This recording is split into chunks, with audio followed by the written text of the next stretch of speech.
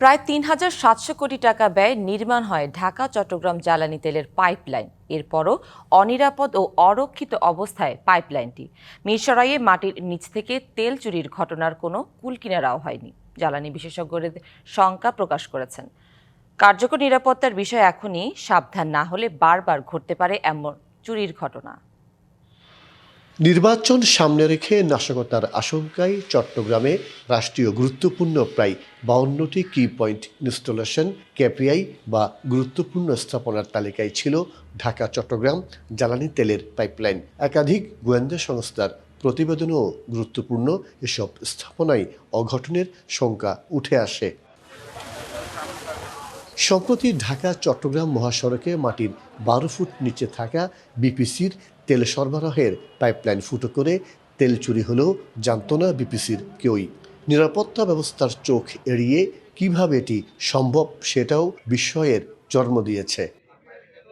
নারায়ণগঞ্জের ফতুল্লা ডিপো থেকে যমুনা অয়েলের 1,12,000 লিটার ডিজেল গায়েব এবং ঢাকায় পৌঁছানোর পর ডিজেলের পরিমাণে কমে যাওয়ার ঘটনায় তদন্ত কমিটির প্রতিবেদনেও তেলের হিসাবে গড়মিলের তথ্য উঠে আসে। কন্ট্রোল রুমের ওরা টের পেল না, নাকি তারা সে সময় কোনো অবহেলা করেছিল এই কারণে বোঝে নাই। তার কল আসে, যখন অ্যালার্ম আসে, ফলস অ্যালার্মও আসে, সেরকম কিছু হলো।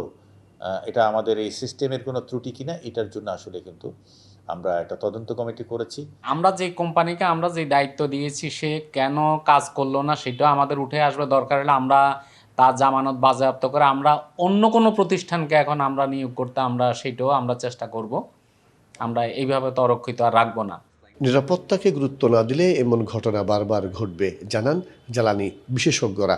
নিরাপত্তা নিশ্চিত করার জন্য যত ধরনের সিস্টেম এখানে থাকা দরকার, এই জিনিসগুলো যদি অ্যাক্টিভলি এখানে কাজে থাকে তাহলে আমার মনে হচ্ছে যে পাইপলাইনটা অধিক সেফ হবে এবং এর নিরাপত্তা নিশ্চিত করা যাবে।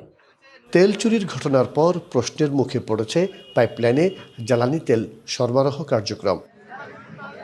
মাসুদুল হক, ডিবিসি নিউজ, চট্টগ্রাম।